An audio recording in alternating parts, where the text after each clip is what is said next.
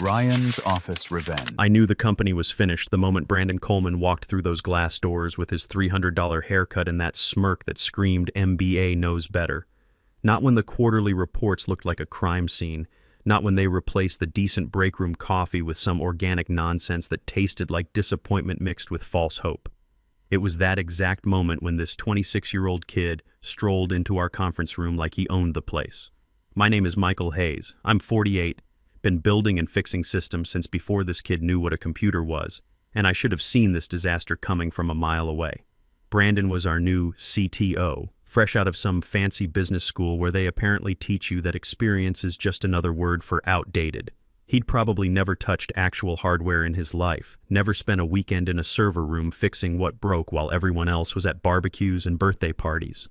He walked into that conference room like Alexander the Great, except instead of conquering Persia, he was just intimidating a bunch of tired engineers who'd been keeping the lights on for years while management took credit for the electricity. I was sitting in my usual corner spot, nursing lukewarm coffee from a mug my 15-year-old son Jordan gave me for Father's Day 3 years ago. It had a cartoon wrench on it and said, "World's Greatest Fix-It, Dad." Jordan played baseball now, serious enough that college scouts were starting to notice. And I'd missed more games than I cared to admit because some server decided to have a meltdown during the 7th inning. But that mug reminded me why I did this job every day. Watching Brandon survey the room like he was planning a hostile takeover, I thought about my 17-year-old daughter Ashley, who'd gotten her Stanford acceptance letter just last month. We'd celebrated at Red Lobster, her choice, not mine, and she'd shown me the tuition numbers. Made my eyes water more than the overpriced shrimp. That acceptance letter was sitting on our refrigerator right now, held up by a magnet from our last family vacation to Yellowstone, back when I still believed corporate loyalty meant something. 15 years I'd been at this company. Started here in 2009 when everything was falling apart, when the financial crisis had half the country's businesses circling the drain. I'd come in as a contractor initially, fresh off a stint at a defense contractor where I'd learned that government bureaucracy made corporate politics look like kindergarten. The difference was, back then I was 33 and hungry, willing to work 90-hour weeks to prove myself. Now I was just tired, but I was good at what I did. My wife Jennifer, she'd been patient through all those late nights and weekend calls. She's a nurse at the county hospital, works the ICU, so she understands the weight of keeping critical systems running. When people's lives depend on your work, you don't get to half-ass it. That's something she and I both knew, but something guys like Brandon would never understand. In tech years, 15 years makes me a dinosaur. I'm the ghost in the machine, the guy who keeps the servers from melting down when Black Friday hits and everyone's ordering everything at once. I'm the reason the automated systems don't spontaneously combust when holiday traffic slams our networks like a freight train. But to Brandon, I was just another line item on the budget that needed optimizing. "All right, team," Brandon started, clapping his hands together like some motivational speaker at a pyramid scheme convention. "I've been reviewing our infrastructure, and honestly, it's holding us back. We need to pivot to a cloud-native, AI-enhanced ecosystem by Q4. He clicked to his slide, some meaningless diagram of boxes and arrows that looked like a kid's drawing of how the internet works. The colors were all wrong, too. You could tell it came straight from some template he'd downloaded, probably while sitting in his Tesla during lunch break. I squinted at his presentation. This genius was proposing to delete the central processing core of our entire logistics system. That outdated infrastructure he was dismissing with such casual arrogance? That was Vertex Core. That was my baby. That was the system I'd built back in 2009 during the supply chain crisis, working those 90-hour weeks I mentioned, fueled by energy drinks and pure stubbornness. While Jennifer was pregnant with Jordan, people forget how bad 2009 was. Lehman Brothers had just collapsed, credit was frozen, and companies were dropping like flies. Our company, Vertex Corporation back then before the rebranding, was maybe 6 weeks from bankruptcy.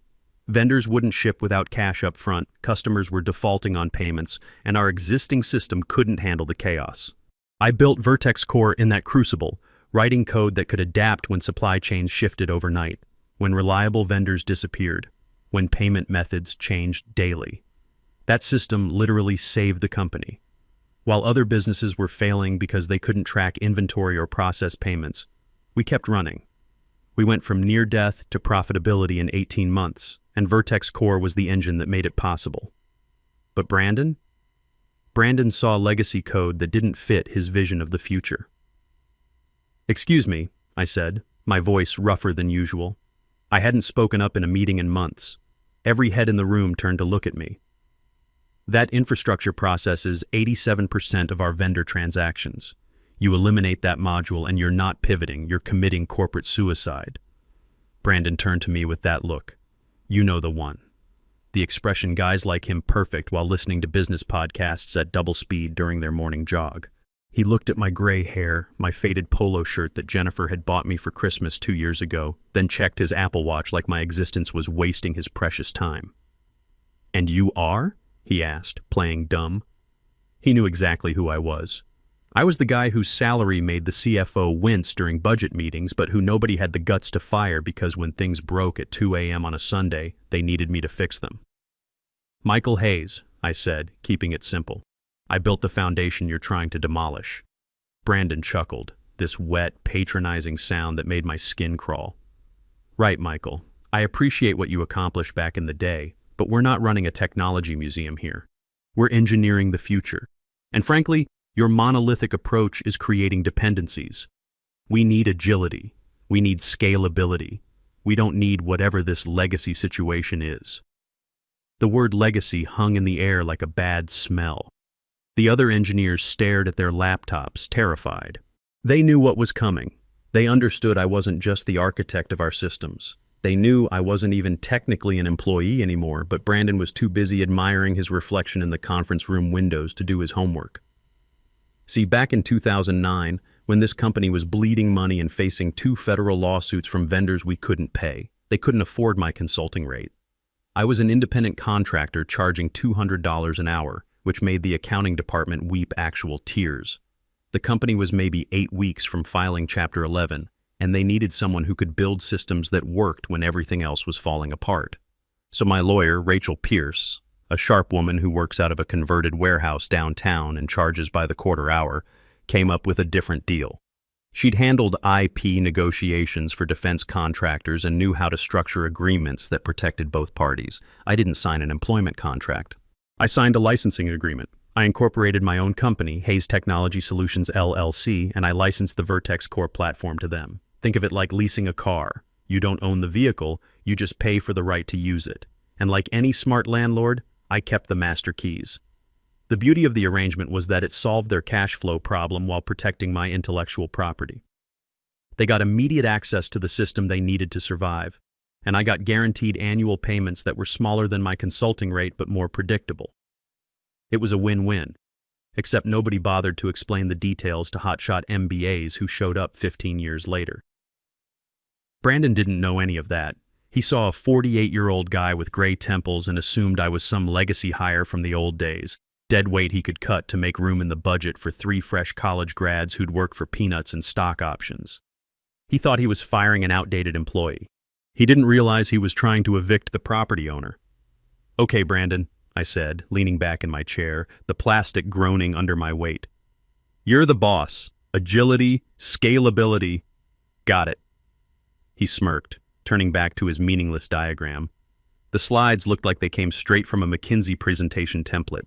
"We're going to start phasing out the legacy modules immediately. HR will be conducting some organizational restructuring to support the new vision." Restructuring. Corporate speak for firing everyone who actually knows how things work so you can hire cheaper replacements who'll take months to figure out what the veterans already understood. I didn't argue. I didn't throw my coffee at him, though the temptation was strong enough to make my hand shake. I just sat there watching him lecture about synergies and optimization while mentally checking my phone calendar. My licensing contract with Vertex Corporation renewed annually unless contested.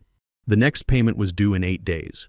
Section 4 of my contract was crystal clear about what happens if the client attempts to modify, reverse engineer, or compromise the integrity of the licensed technology without authorization. And Section 6? Section 6 was what Rachel Pierce called the nuclear option. Brandon wrapped up his presentation with a "let's execute" team and marched out, probably to drink a protein shake and practice his next PowerPoint in the mirror. I stayed put, finishing my cold coffee while the other engineers filed out quietly. Nobody made eye contact. In corporate America, getting fired is contagious. Stand too close to the victim, and management might decide you're part of the problem. Justin Martinez, one of the junior developers I'd trained not to accidentally wipe production databases, lingered by the door. Justin was 24, fresh out of a coding boot camp, smart enough to learn, but green enough to still believe that hard work and loyalty mattered in corporate politics. I'd spent hours teaching him how our systems actually worked, not just how they were supposed to work according to the documentation. "Michael," he whispered, glancing around to make sure we were alone. "You okay?" "Brandon's been asking HR about your compensation package. I think he's going to cut you." I crushed my coffee cup and tossed it in the recycling bin with a perfect arc. "Don't worry about me, Justin. Just do yourself a favor. If you see me walking out with a box later this week, don't offer to help carry it. Just get back to your desk and make sure your LinkedIn profile is current."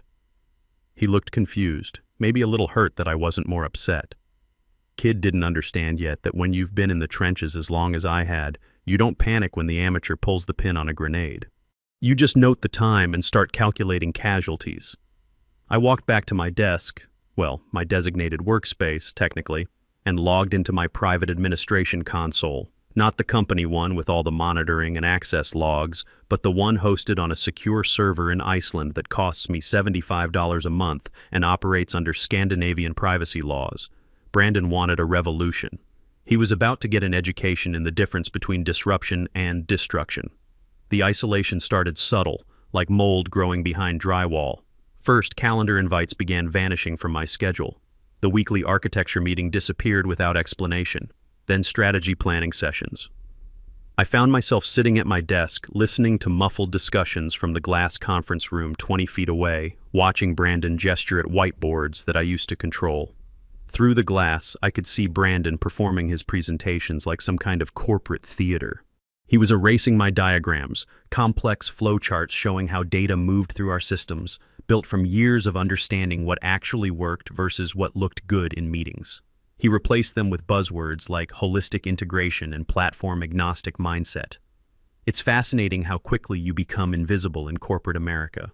15 years of 90-hour weeks during crises. 15 years of being the guy who woke up at 2 a.m. to patch critical vulnerabilities so the CEO could sleep soundly in his lakefront house. 15 years of missing Ashley's school plays and Jordan's baseball games because some server decided to have a nervous breakdown during family time. Suddenly, I was a ghost haunting my own workplace. People I'd shared countless lunch conversations with for years started avoiding eye contact in the hallway. They could smell termination on me like some kind of corporate disease. In their world, if you stood too close to someone getting fired, management might decide you were part of whatever problem they were solving. Then came Ryan Walsh, my replacement. Brandon introduced him Wednesday morning with the enthusiasm of a game show host revealing the grand prize. "Team, meet Ryan. He's our new solutions architect. He's going to be leading the transition to modern infrastructure that actually scales with our growth trajectory." Ryan looked like he'd stepped straight out of a tech conference brochure. Fresh college graduate, maybe 25, wearing pristine white sneakers that had never touched a dirty data center floor. His laptop had more stickers than a teenager's bedroom door, company logos from every trendy startup he'd probably never actually worked for. He came over to my desk Wednesday afternoon carrying an oat milk latte and wearing that eager expression that screamed, "I'm here to change everything." "Hey, Michael, right?" Ryan said, practically bouncing on his heels. "Brandon told me you're the, institutional memory around here. I'd love to pick your brain about the existing systems before we sunset them." Institutional memory, sunset. Corporate speak for old guy who knows stuff we don't want to pay for anymore. I swiveled my chair around slowly, studying this kid who was supposed to replace 15 years of accumulated knowledge. "Ryan, do you know what a race condition is?" He blinked a couple times, processing. "Well, yeah, conceptually. We use microservices architecture for that now, right? Everything's containerized and stateless." "Sure," I said, turning back to my screens. "Stateless. Because the cloud is just magic floating in the sky, not actual hardware sitting in warehouses in Oregon and Virginia that melts into expensive paperweights if you don't optimize your database queries properly. Good luck with that, Ryan." He wandered off looking confused, maybe a little offended. I almost felt sympathy for him. Almost. He was walking into a minefield with a map drawn by someone who thought explosives were just theoretical concepts covered in business school case studies. By Thursday, my access to the development environment was revoked. Friday brought the staging environment lockout. Generic emails. Permissions updated by admin B. Coleman. Each revocation felt like watching someone change the locks on a house I'd built with my own hands. I didn't fight it, didn't storm into Brandon's corner office demanding explanations or threatening legal action. Instead, I opened my personal laptop, my trusty beat-up Dell that held the real keys to the kingdom, and checked the bank account for Hayes Technology Solutions, LLC. It was the 8th of the month. The annual licensing fee for Vertex Core was due at midnight on the 15th.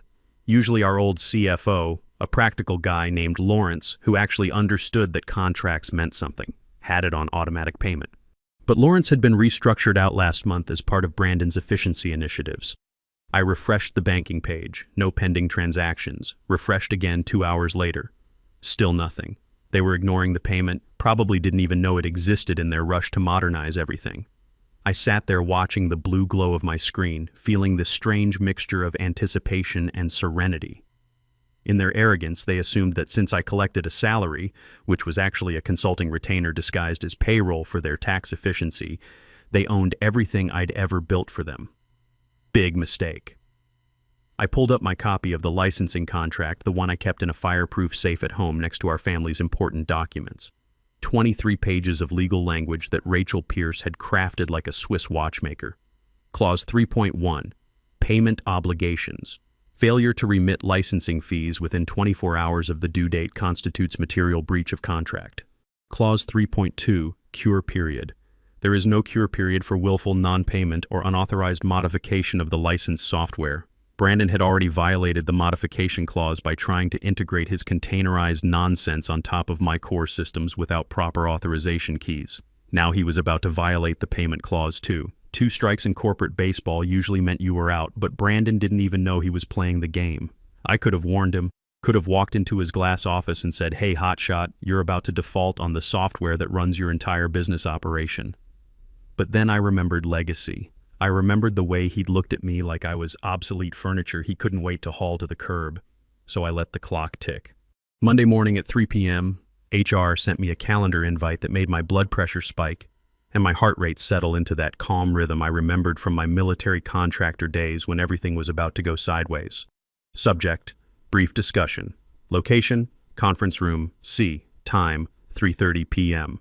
The classic Friday firing had been moved to Monday for some reason, but the playbook was identical. Do it late in the day so the target couldn't cause a scene, give everyone else time to process that they'd witnessed an execution, and let the weekend wash away any guilt about destroying someone's livelihood. I started packing my personal items. Not much accumulated over 15 years. Family photos, my lucky multi-tool that had saved more systems than I could count, and a small cactus that somehow survived the fluorescent lighting and recycled office air. I wiped my company laptop with military-grade deletion software. Not because I had secrets to hide, but because I'm thorough about everything I do. One final check of the Hayes Technology Solutions bank account, still $0 pending. Time for the principal's office. Conference room C was a glass fishbowl near the elevators, strategically positioned so everyone could witness your professional execution as they walked to lunch. Brandon was there leaning against the wall with his arms crossed, posing like he was shooting a LinkedIn photo about decisive leadership. At the conference table sat Michelle Thompson from HR, a genuinely kind woman who'd been with the company almost as long as I had.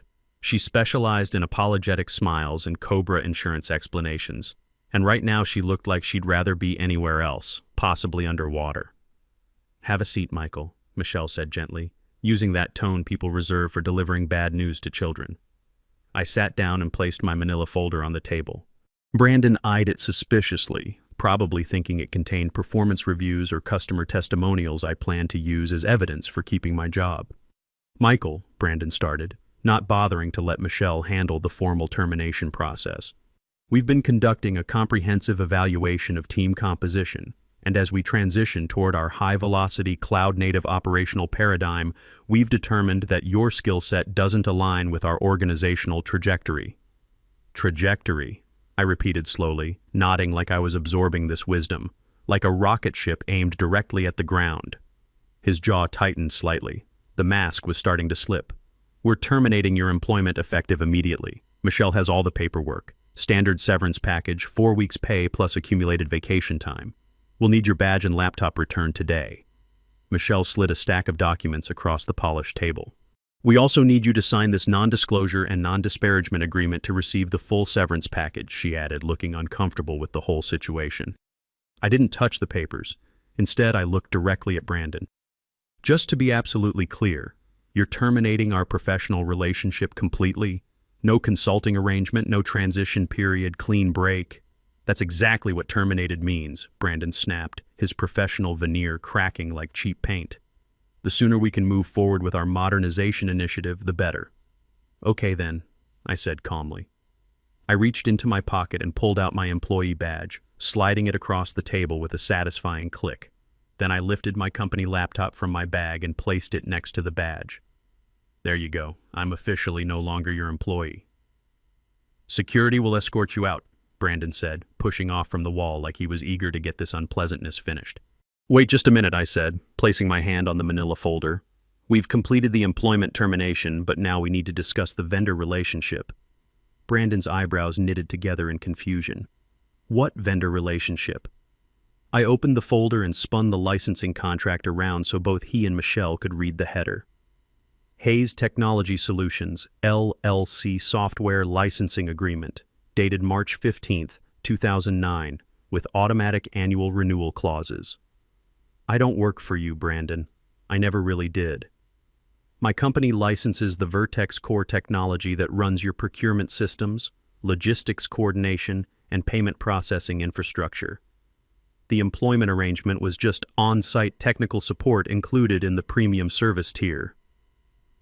Brandon actually laughed, a short barking sound that echoed off the glass walls. "This is ancient paperwork from the startup days when nobody knew what they were doing. Standard intellectual property assignment covers everything you built while employed here. We own all the code." "Actually," I said, tapping Section 4 with my finger, "you might want to read the specifics. All code, architecture, algorithms, and related intellectual property remain the sole and exclusive property of Hayes Technology Solutions, LLC. The client company receives a non-exclusive, revocable license to use the software, contingent upon timely payment of annual licensing fees and strict adherence to usage guidelines." I watched his eyes scan the paragraph, saw the exact moment when the legal language penetrated his MBA-trained brain, but his ego wouldn't let him process the implications. "This is ridiculous," he sputtered. "You collected a salary. That makes you an employee. Employment voids any prior contractor agreements." "Check with your legal department," I suggested helpfully. "I was classified as a 1099 contractor for the first 4 years, then converted to W-2 status for administrative convenience per a specific addendum that your predecessor signed. But the intellectual property rights never transferred. Hayes Technology Solutions still holds the original copyright registration." I stood up slowly, feeling every one of my 48 years in my lower back. "Here's your situation, Brandon. You just terminated your on-site technical support. That's fine. I was getting tired of the coffee anyway, but you've also failed to pay the annual licensing fee that was due a week ago.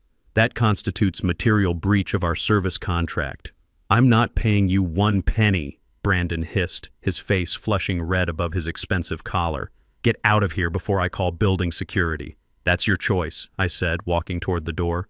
I paused and looked back at Michelle, whose mouth was hanging slightly open. "Michelle, you might want to export backup copies of the payroll database. Just a friendly suggestion based on experience." I gave Brandon one final look. "Section 6, Brandon. Have legal explain it to you. Unauthorized use of licensed software following breach of contract results in immediate suspension of all services. You have 72 hours to cure the breach by paying outstanding fees.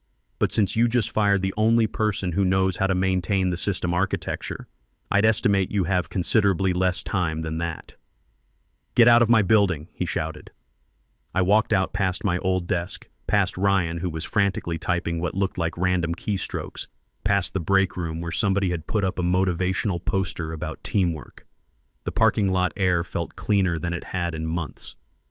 That evening, I sat in my home office with a glass of bourbon. Not the expensive stuff, just something honest that burned away the taste of corporate betrayal.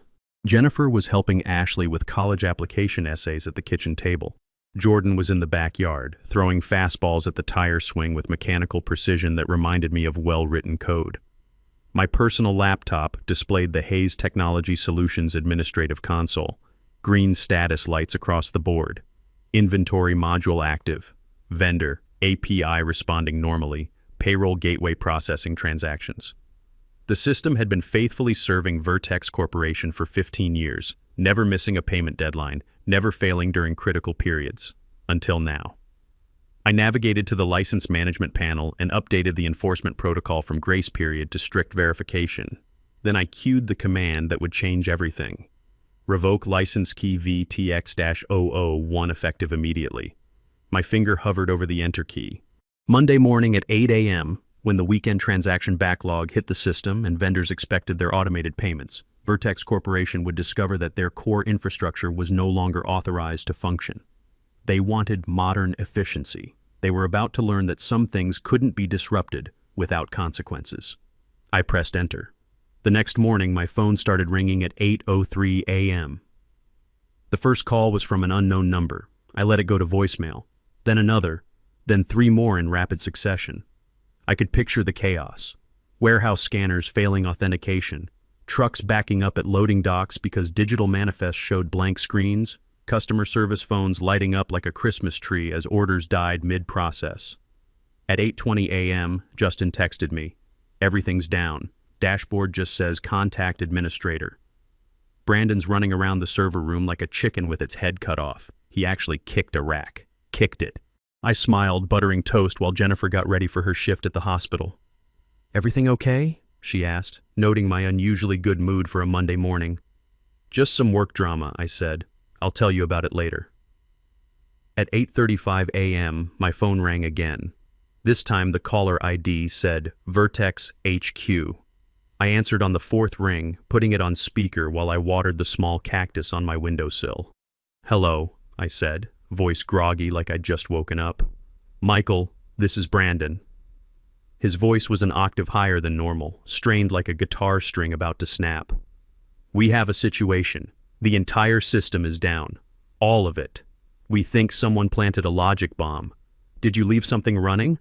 I don't work there anymore, Brandon, I said, misting the cactus leaves. Remember? You terminated our relationship. I returned my laptop and badge. I have zero access to anything. Don't give me that, he shouted.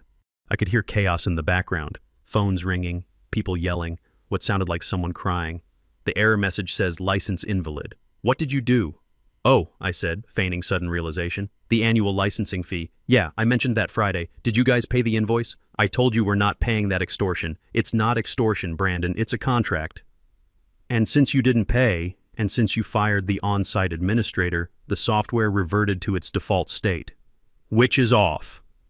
Turn it back on, he demanded. Right now, or I'll sue you into oblivion. Brandon, I said, my voice dropping to that cold tone I'd perfected during my defense contractor days. You're currently using unauthorized intellectual property. My lawyer's probably drafting a cease and desist right now. If you try to bypass the security protocols, that's DMCA violation, federal crime. You look good in orange? There was silence, then muffled voices in the background. I caught the words legal liability, and he's right. Just fix it, Brandon pleaded, his corporate arrogance evaporating like morning dew. We're hemorrhaging money, $15,000 every minute. That's a you problem, I said. I'm unemployed now, remember? I have plenty of time, but I don't do charity work for companies that fire me and call my life's work obsolete. What do you want? He whispered. Put Nicholas on the phone. He's in an emergency board meeting. Then interrupt him. Because in about 10 minutes, your automated vendor payment system is going to try processing $3 million in supplier invoices. Since the encryption keys are locked, every single transaction will fail. Your entire supply chain dies by lunch. I heard running footsteps, then a door slamming. 5 minutes later, a new voice came on the line. Deep, authoritative, but currently shaking with barely controlled panic. Nicholas Foster, the CEO who'd bought his lakefront house while I was saving the company from bankruptcy. Michael, Nicholas said, trying to project calm leadership. What's going on here? Morning, Nicholas. Your CTO evicted his landlord. Now he's locked out of the building. Nicholas tried the corporate family routine immediately. Michael, look, emotions are running high. Brandon made an error in judgment. He's young, inexperienced. He didn't understand the complexity of your arrangement. We can fix this. Come back, we'll discuss a substantial raise. I was sitting on my back porch now, feet up on the railing, watching Jordan throw fastballs at his practice net with mechanical precision. I don't want a raise, Nicholas, and I don't want my job back. That bridge didn't just burn, it vaporized. Then what do you want? You have two options, I said, letting silence stretch until it hurt. Option A, migrate to new systems. Brandon seems confident he can build his containerized AI ecosystem. Maybe he can recreate 15 years of architecture in 15 hours. Good luck with that. We can't migrate. We're completely dependent on your platform. Option B, purchase a perpetual license for the Vertex core source code. You buy Hayes Technology Solutions intellectual property outright. You own everything. I walk away. You never see me again. Fine, Nicholas said immediately. How much? $750,000. That's insane, Nicholas exploded. That's highway robbery. That's 1% of the annual revenue my system generates for you, I said calmly. Plus an inconvenience fee for having to listen to Brandon call my work legacy garbage and treating me like disposable furniture. I won't pay it. Then good luck with the migration. By the way, the data export protocol initiates in about 40 minutes if the license isn't renewed. System automatically purges customer data for GDPR compliance. You wouldn't want to retain user information on an unlicensed platform. That would be illegal. You can't delete our data. I'm not deleting anything. It's an automated compliance feature. Privacy protection is built into the architecture. Silence. I could hear him breathing heavily. I need time to arrange the wire transfer, Nicholas said, sounding defeated. You have 38 minutes. I'll send the DocuSign to your personal email. Corporate email's down since the authentication server runs on. Well, you know. I hung up and walked inside. Ashley was at the kitchen table with her Stanford acceptance letter spread out next to financial aid paperwork, calculator in hand. Jordan was asking Jennifer about ice packs for his pitching arm. Normal family problems. Good problems. My phone buzzed with a DocuSign notification. Contract signed. Wire transfer initiated. 20 minutes later, I checked my phone. Hayes Technology Solutions, LLC. Deposit $750,000. Vertex Corp. I typed the unlock command and hit enter. Status lights flickered from red to green across my screen. 2 minutes later, Justin texted, "We're back online. System's booting. It's like Apollo 13 in here." I walked into the kitchen where my family was having breakfast. "Ashley, honey, how much was that Stanford tuition again?" She looked up from her calculator. "About $60,000 a year, Dad. I was thinking maybe community college first." "No," I said, putting my arm around her shoulders. "Stanford it is. And Jordan, we can afford those baseball camps you wanted."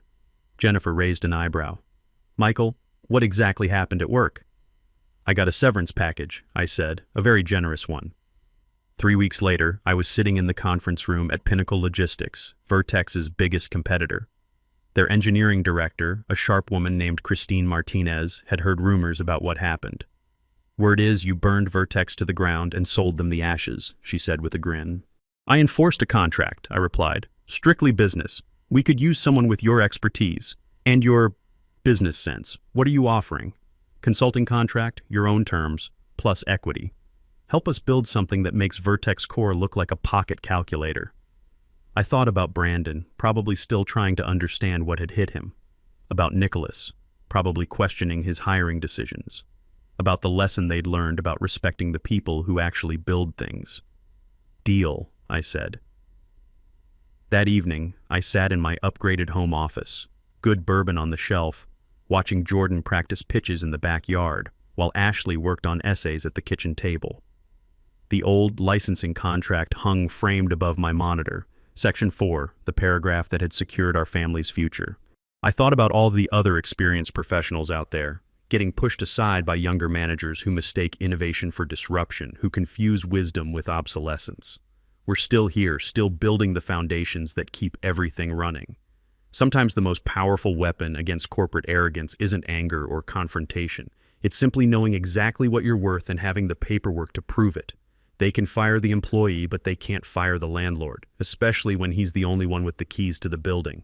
And when some kid in an expensive suit calls your life's work legacy and treats you like disposable furniture, don't get angry. Just make sure you own the keys. And if you have to change the locks, charge them for the privilege.